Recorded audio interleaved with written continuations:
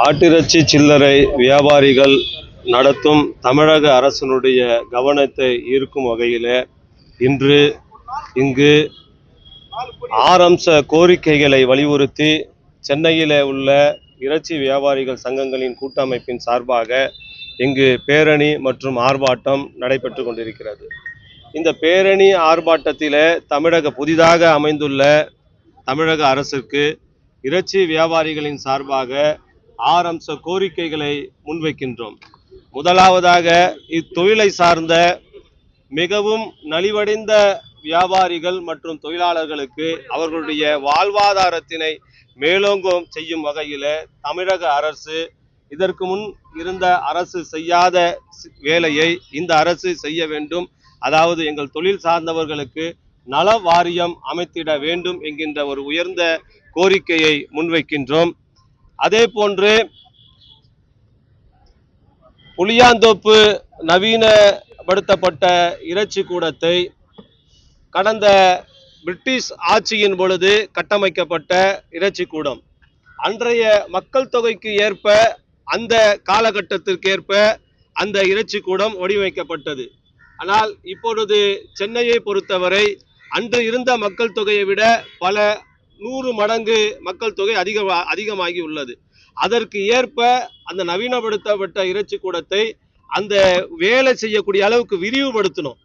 எங்களுடைய கோரிக்கையை எதுவுமே மாநகராட்சி அதிகாரிகள் கேட்காம அவர்களாவே கட்டி முடிக்கிறாங்க. இந்த கட்டி முடிக்கக்கூடிய இறைச்சி கூடத்தில் நீங்க போய் வேலை செய்யுங்க அப்படிங்கிறாங்க.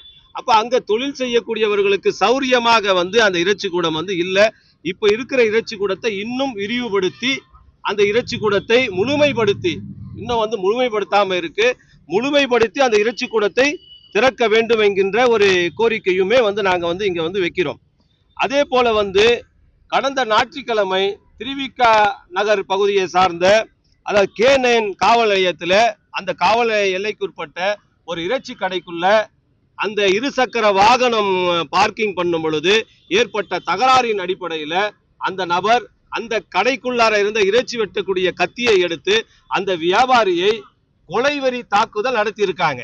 அந்த கொலைவெறியின் தாக்கிய சம்பவத்தும் அனைத்துமே சிசிடிவி கேமராவில் பதிவு செய்யப்பட்டிருக்கு. அவர் பேசிய பேச்சுக்கள்லாம் பதிவு செய்யப்பட்டிருக்கு. அதை அப்படியே நாங்க காவல் நிலையத்தில் புகாரா கொடுத்தா அந்த நடந்த சம்பவத்துக்கு ஏற்ற மாதிரி K9 ஆய்வாளர் வழக்கு சரியா பதிவு செய்யாம அவங்க அந்த குற்ற செயலுக்கு சம்பந்தப்பட்டவருக்கு சாதகமாக வழக்கு பதிவு செஞ்சிருக்காங்க. அதனுடைய விளைவு அவர் வெளியில வந்துட்டாங்க. அவங்க சிறைக்கு போகாம வெளியில வரக்கூடிய ஒரு சூழல் உண்டாயிடுச்சு. அதனால அந்த வழக்கை வேற ஒரு அதிகாரி நியமித்து விசாரித்து உரிய நடவடிக்கை சம்பந்தப்பட்ட நபரின் மீது எடுக்க வேண்டும். அதே போல காவல்துறை அதிகாரிகள் மீது எடுக்க வேண்டும் என்கின்ற கோரிக்கையை முன்வைக்கிறோம். அதுக்கு அடுத்ததாக தமிழகத்தில் வரக்கூடிய ஆடுகளை ஏற்றி வரக்கூடிய லாரிக்கு இதுவரை பர்மிட் இல்லை. பர்மிட் கேட்டு நாங்க பல அதிகாரிகளை இதுக்கு முன் எத்தனையோ முறை சந்திச்சிட்டோம். பர்மிட் இல்லாத காரணத்தினால லாரியை ஆடுகளை ஏற்றி வரக்கூடிய லாரியை வழிமறிச்சு பல கெடுபிடிகள், அதாவது காவல்துறையினுடைய நல்ல அதிகாரிகள் இருக்கிறாங்க, நாங்க மறுக்கவே இல்லை. தமிழகத்தை பொறுத்த நல்ல காவல்துறை அதிகாரிகள் இருக்கிறாங்க. அதற்குள்ள சில காவல்துறை அதிகாரிகள் அந்த லாரியை மடக்கி அந்த டிரைவர் கிட்ட தகாத வார்த்தைகளை பேசுறாங்க. அந்த ஓட்டுநரையும் நடத்துனரையும் அடிக்கிறாங்க, துன்புறுத்துறாங்க, காசு பறிக்கிறாங்க. இதெல்லாம் தடுத்து நிறுத்தப்படணும் அப்படின்னு சொன்னால் புதிதாக அமைந்துள்ள தமிழக அரசு லாரி பர்மிட் கொடுத்தாங்க அப்படின்னு சொன்னால், ஆனா வெளி மாநிலங்கள்ல இருக்கு, அதாவது குஜராத்ல இருக்கு, மகாராஷ்டிரால இருக்கு, ராஜஸ்தான்ல இருக்கு, பல்வேறு கர்நாடகாவில் இருக்கு, ஆந்திராவில் இருக்கு. தமிழ்நாட்டில் மட்டும்தான் லாரி பர்மிட் இல்லை. ஆக தமிழக அரசு ஆடுகளை ஏற்றி வருவதற்காக லாரி பர்மிட் வழங்க வேண்டும் என்பதுதான் எங்களுடைய உயர்ந்த கோரிக்கை. உங்கள் மூலமாக தமிழக அரசுக்கு இந்த கோரிக்கை முன்வைக்கிறோம்.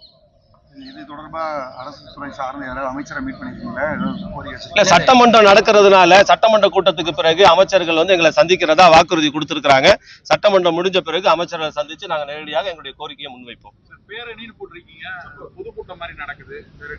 இல்ல, இது ஆர்ப்பாட்டமா நடத்துறோம். அது என்னன்னா, தமிழ் சட்டமன்றம் நடக்குது. இந்த ரோடு பார்த்தீங்கன்னா மக்கள் அதிக நடமாட்டம் உள்ள ஒரு இது இருக்கு, ஸ்கூல்லாம் இருக்கு. மக்களுக்கு இடையூறு கொடுக்க வேண்டாம். எங்களுடைய கோரிக்கை தமிழக அரசுக்கு தெரியணும். இதுதான் எங்களுடைய கோரிக்கை. மக்களுக்கு இடையூறு செய்யணுங்கிறது எங்களுக்கு இல்லை. காவல்துறையுடைய உயர் அதிகாரிகள் கேட்டுக்கொண்டதன் அடிப்படையில் நாங்கள் அனுமதி பெற்று இங்கே ஓரமாக ஆர்ப்பாட்டம் பண்றோம். என்னுடைய நோக்கம் தமிழக அரசுக்கு இந்த கோரிக்கை போய் சேரணும், உங்கள் வாயில அது போய் சேரணுங்கிற மாதிரி ஒரு நம்பிக்கை இருக்கு, கொண்டு போய் சேர்க்கணும். ராயபுரம் அலி இறைச்சி வியாபாரி சங்கத்தினுடைய செயலாளர்.